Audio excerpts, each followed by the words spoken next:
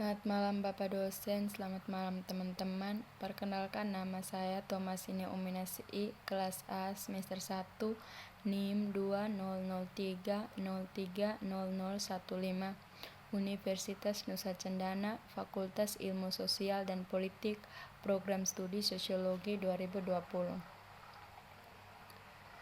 Bab 1. Sifat, arti, dan hubungan ilmu politik dengan ilmu pengetahuan lainnya. Yang pertama, perkembangan dan definisi ilmu politik.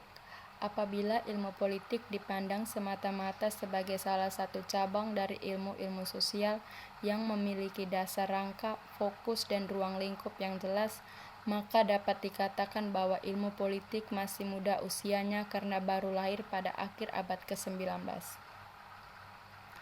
Yang kedua, ilmu politik sebagai ilmu pengetahuan. Ada kalanya dipersoalkan apakah ilmu politik merupakan suatu ilmu pengetahuan atau tidak, dan disangsikan apakah ilmu politik memenuhi syarat sebagai ilmu pengetahuan. Yang ketiga, definisi ilmu politik. Ilmu politik adalah ilmu yang mempelajari politik atau politics atau kepolitikan. Dari uraian di atas dapat kita simpulkan bahwa konsep-konsep pokok itu adalah: yang pertama, negara; yang kedua, kekuasaan; yang ketiga, pengambilan keputusan; yang keempat, lokasi.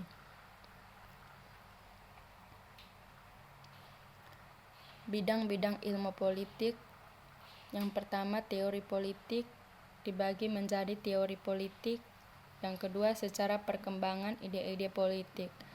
Yang kedua, lembaga-lembaga politik. Yang pertama, Undang-Undang Dasar, pemerintah nasional, pemerintah daerah dan lokal, fungsi ekonomi dan sosial dari pemerintah, perbandingan lembaga-lembaga politik.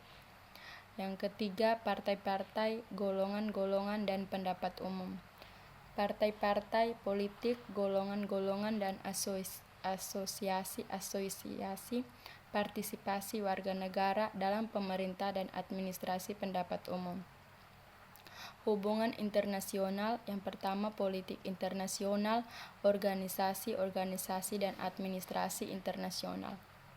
Hubungan ilmu politik dengan ilmu pengetahuan. Yang pertama, sejarah; yang kedua, filsafat. Hubungan ilmu politik dengan ilmu-ilmu sosial lain. Yang pertama, sosiologi; yang kedua, antropologi; yang ketiga, ilmu ekonomi; yang keempat, psikologi sosial; yang kelima, ilmu hukum. Bab 2. Konsep-konsep politik. Teori politik. Teori adalah generalisasi yang abstrak mengenai beberapa fenomena. Dalam menyusun generalisasi, teori selalu memakai konsep-konsep. Filsafat politik. Yang kedua, teori politik sistematis. Ideologi politik. Ideologi politik adalah himpunan nilai-nilai, ide-ide atau norma-norma, kepercayaan atau keyakinan, suatu Weltanschauung yang dimiliki seseorang atau sekelompok orang atas dasar mana ia menentukan sikapnya terhadap kejadian dan problematika politik yang dihadapinya dan yang menentukan perilaku politiknya. Masyarakat adalah keseluruhan antara hubungan-hubungan antar manusia.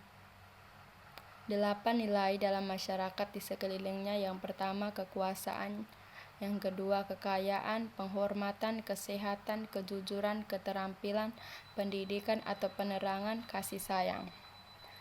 Negara merupakan integrasi dari kekuasaan politik. Negara adalah organisasi pokok dari kekuasaan politik. Definisi mengenai negara. Sifat-sifat negara, unsur-unsur negara, tujuan dan fungsi negara. Konsep kekuasaan. Definisi: kekuasaan adalah kemampuan seorang pelaku untuk mempengaruhi perilaku seorang pelaku lain sehingga perilakunya menjadi sesuai dengan keinginan dari pelaku yang mempunyai kekuasaan. Sumber kekuasaan: otoritas atau wewenang dan legitimasi, pengaruh. Bab 3. Berbagai pendekatan dalam ilmu politik. Pendekatan legal atau institusional, pendekatan perilaku, pendekatan neomarxis, teori ketergantungan, pendekatan pilihan rasional, pendekatan institusionalisme baru. Bab 4 Demokrasi. Beberapa konsep mengenai demokrasi.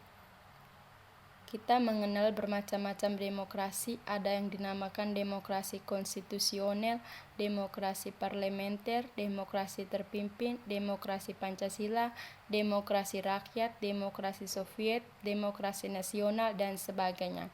Semua konsep ini memakai istilah demokrasi yang menurut asal kata berarti rakyat berkuasa atau government by the people. Kata Yunani asal kata berarti rakyat, kratos atau kertein berarti kekuasaan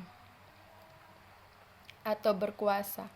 Demokrasi konstitusional. Sejarah perkembangan. Demokrasi konstitusional abad ke-19 negara hukum klasik. Demokrasi konstitusional abad ke-20 rule of law yang dinamis. Perkembangan demokrasi di Asia, Pakistan, dan Indonesia. Bab 5. Komunisme, demokrasi menurut terminologi komunisme dan perkembangan postkomunisme. Pengantar, ajaran Karl Marx, perkembangan Marxisme-Leninisme di Uni Soviet, pandangan mengenai negara dan demokrasi, demokrasi rakyat, demokrasi nasional. Kritik terhadap komunisme dan runtuhnya kekuasaan komunis. Bab 6. Undang-Undang Dasar. Sifat dan fungsi Undang-Undang Dasar. Apakah Undang-Undang Dasar itu? Umumnya dapat dikatakan bahwa Undang-Undang Dasar merupakan suatu perangkat peraturan yang menentukan kekuasaan dan tanggung jawab dari berbagai alat kenegaraan. Undang-undang juga menentukan batas-batas berbagai pusat kekuasaan itu dan memaparkan hubungan-hubungan di antara mereka. Konstitusionalisme. Ide pokok dari ini adalah bahwa pemerintah perlu dibatasi kekuasaannya, agar penyelenggaraannya tidak bersifat sewenang-wenang. Ciri-ciri Undang-Undang Dasar: yang pertama, organisasi negara, yang kedua, hak-hak asasi manusia, yang ketiga, prosedur mengubah Undang-Undang Dasar. Ada kalanya memuat larangan untuk mengubah sifat tertentu dari Undang-Undang Dasar. Yang kelima, merupakan aturan hukum yang tertinggi yang mengikat semua warga negara dan lembaga negara tanpa kecuali. Undang-Undang Dasar dan Konvensi.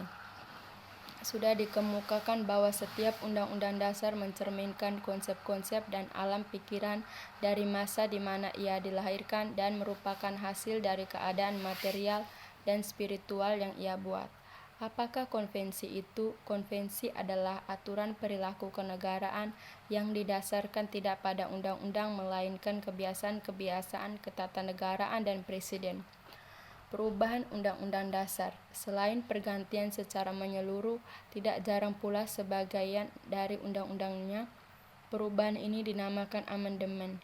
Undang-undang biasanya memuat prosedur untuk menampung hasrat melakukan perubahan parsial tersebut. Supremasi Undang-Undang Dasar. Undang-undang berbeda dengan undang-undang biasa. Undang-undang tidak tertulis dan undang-undang tertulis. Undang-undang tidak tertulis. Salah satu undang-undang yang dewasa ini dianggap tak tertulis ialah Undang-Undang Dasar Inggris. Undang-undang ini disebut tak tertulis karena tidak merupakan satu naskah. Ternyata bahwa sebagian terbesar undang-undang Inggris itu terdiri atas berbagai bahan tertulis berupa dokumen-dokumen resmi. Undang-undang tertulis. Undang-Undang Amerika Serikat yang disusun pada tahun 1787 dan diresmikan pada tahun 1789 merupakan naskah yang tertua di dunia. Undang-undang yang fleksibel dan undang-undang yang kaku. Undang-undang yang fleksibel. Gagasan mengenai undang-undang yang fleksibel berdasarkan konsep supremasi parlemen. Parlemen dianggap sebagai satu-satunya lembaga yang mengubah atau membatalkan undang-undang yang pernah dibuat oleh badan itu.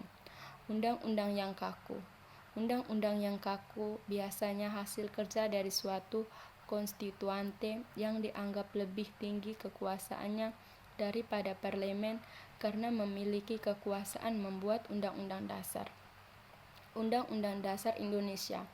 Dari sejarah ketatanegaraan Indonesia dapat diketahui bahwa undang-undang yang berlaku telah beberapa kali berganti, yaitu dari Undang-Undang Dasar 1945, kemudian diganti Undang-Undang Dasar RI 1949, lalu berganti